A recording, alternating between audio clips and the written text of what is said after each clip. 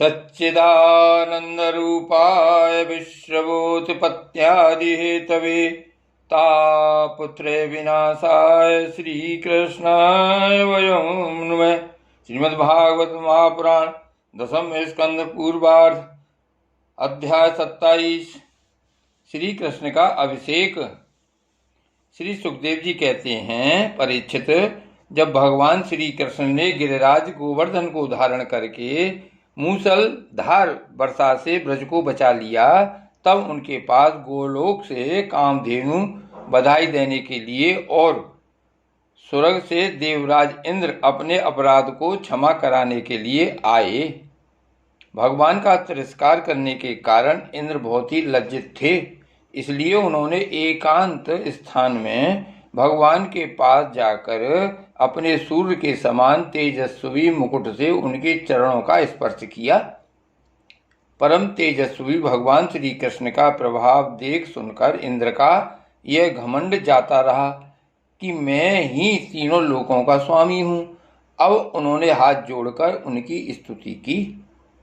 इंद्र ने कहा, भगवान, आपका स्वरूप परम शांत, ज्ञान में रजोगुण तथा तमोगुण से रहित एवं विशुद्ध अप्राकृत सत्व में है। यह गुणों के प्रवाह रूप से प्रतीत होने वाला प्रपंच केवल माया में है, क्योंकि आपका स्वरूप न जानने के कारण ही आप में इसकी प्रतीति होती है। जब आपका संबंध अज्ञान और उसके कारण प्रतीत होने वाले देहादि से है ही नहीं, फिर उन देह आदि की प्राप्ति के कारण तथा उन्हीं से होने वाले लोभ, क्रोध आदि दोष तो आप में हो ही कैसे सकते हैं। प्रभु, इन दोषों का होना तो अज्ञान का लक्षण है।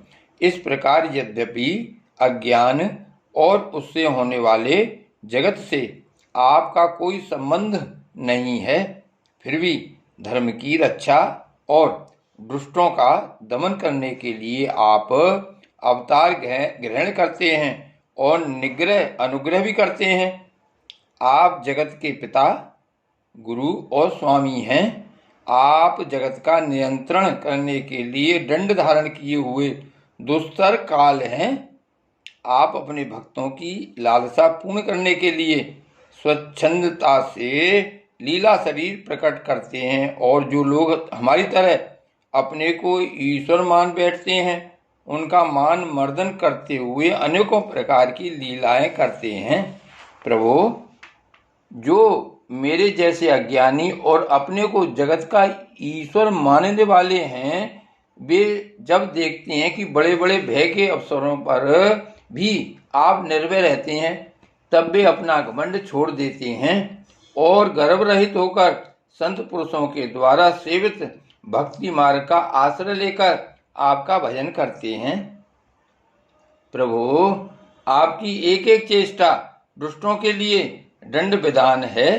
प्रभु, मैंने ऐश्वर्य के मद से चूर होकर आपका अपराध किया है, क्योंकि मैं आपकी शक्ति और प्रभाव के संबंध में बिल्कुल अनजान था। परमेश्वर, आप कृपा करके मुझ मूर्ख अपराधी का यह अपराध क्षमा करें और ऐसी कृपा करें कि मुझे फिर कभी ऐसे दुष्ट अज्ञान का शिकार न होना पड़े। स्वयं प्रकाश, इंद्रियातीत परमात्मन, आपका यह अवतार इसलिए हुआ है कि जो असुर सेनापति केवल अपना पेट पालने में ही लग रहे हैं और पृथ्वी के लिए बड़े भारी भार के कारण बन रहे हैं, उनका वध करके उन्हें मोक्ष दिया जाए, और जो आपके चरणों के सेवक हैं, आज्ञाकारी भक्त जन हैं, उनका अभ्युदय हो, उनकी रक्षा हो। भगवान, मैं आपको नमस्कार करता हूँ। आप सर्वांतर्यामी पुरुषोत्तम तथा सर्वात्मा वासुदेव हैं। आप यदुवंशियों के एकमात्र स्वामी, भक्त वत्सल एवं सबके चित्त को आकर्षित करने वाले हैं। मैं आपको बार बार नमस्कार करता हूँ। आपने जीवों के समान कर्मवश होकर नहीं, स्वतंत्रता से अपने भक्तों की तथा अपनी इच्छा के अनुसार शरीर स्वीकार किया है। आपका यह शरीर भी विशुद्ध ज्ञान स्वरूप है। आप सब कुछ हैं, सबके कारण हैं और सबके आत्मा हैं, मैं आपको बार बार नमस्कार करता हूँ। भगवान, मेरे अभिमान का अंत नहीं है और मेरा क्रोध भी बहुत ही तीव्र मेरे बस के बाहर है। जब मैंने देखा कि मेरा यज्ञ तो नष्ट कर दिया गया, तब मैंने मूसलधार वर्षा और आंधी के द्वारा सारे ब्रजमंडल को नष्ट कर देना चाहा, परंतु प्रभु आपने मुझ पर बहुत ही अनुग्रह किया। मेरी चेष्टा व्यर्थ होने से मेरे घमंड की जड़ उखड़ गई। आप मेरे स्वामी हैं, गुरु हैं और मेरे आत्मा हैं। मैं आपकी शरण में हूँ। श्री सुखदेव जी कहते हैं, परीक्षित, जब देवराज इंद्र ने भगवान श्री कृष्ण की इस प्रकार स्तुति की, तब उन्होंने हंसते हुए मेघ के समान गंभीर वाणी से इंद्र को संबोधन करके कहा। श्री भगवान ने कहा, इंद्र, तुम ऐश्वर्य और धन संपत्ति के मद से पूरे मत वाले हो रहे थे, इसलिए तुम पर अनुग्रह करके ही मैंने तुम्हारा यज्ञ भंग किया है। यह इसलिए कि अब तुम मुझे नित्य निरंतर स्मरण रख सको।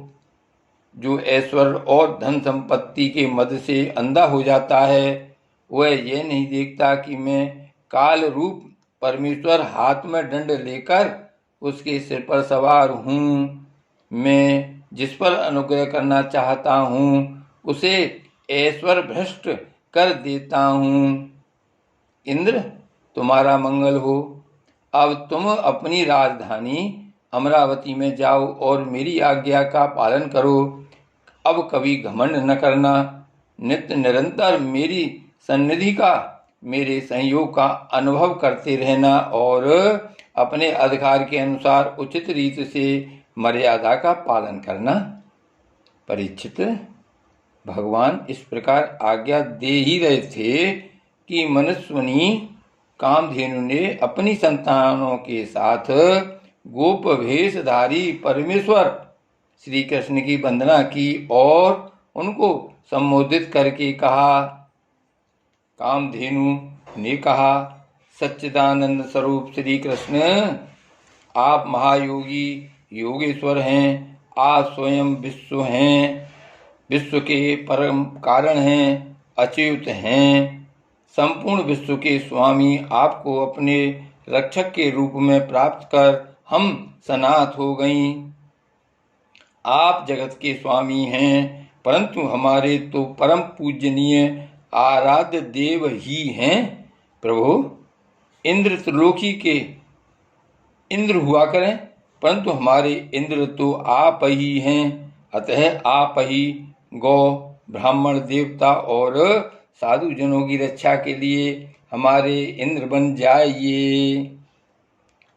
हम गौएं ब्रह्मा जी की प्रेरणा से आपको अपना इंद्र मानकर अभिषेक करेंगी। विश्वात्मन, आपने पृथ्वी का भार उतारने के लिए ही अवतार धारण किया है। श्री सुखदेव जी कहते हैं, परीक्षित, भगवान श्री कृष्ण से ऐसा कहकर कामधेनु ने अपने दूध से और देव माताओं की प्रेरणा से देवराज इंद्र के ऐरावत की सूंड के द्वारा लाए हुए आकाश गंगा के जल से देव ऋषियों के साथ यदुनाथ श्री कृष्ण का अभिषेक किया और उन्हें गोविंद नाम से संबोधित किया। उस समय वहाँ नारद, तुम्बुरु आदि गंधर्व, विद्याधर, सिद्ध और चारण पहले से ही आ गए थे। वे समस्त संसार के पाप ताप को मिटा देने वाले भगवान के लोक मलापह यश का गान करने लगे और अप्सराएं आनंद से भरकर नृत्य करने लगीं। मुख मुख देवता भगवान की स्तुति करके उन पर नंदन मन के दिव्य पुष्पों की वर्षा करने लगे। तीनों लोकों में परमानंद की बाढ़ आ गई और गौओं के स्तनों से आप इतना दूध गिरा कि पृथ्वी गीली हो गई। नदियों में विविध रसों की बाढ़ आ गई। वृक्षों से मधु धारा बहने लगी। बिना जोते बोए पृथ्वी में अनेकों प्रकार की औषधियां, अन्न पैदा हो गए। पर्वतों में छिपे हुए मणिमाणिक स्वयं ही बाहर निकल आए। परीक्षित, भगवान श्री कृष्ण का अभिषेक होने पर जो जीव स्वभाव से ही क्रूर हैं, वे भी वैरहीन हो गए, उनमें भी परस्पर मित्रता हो गई।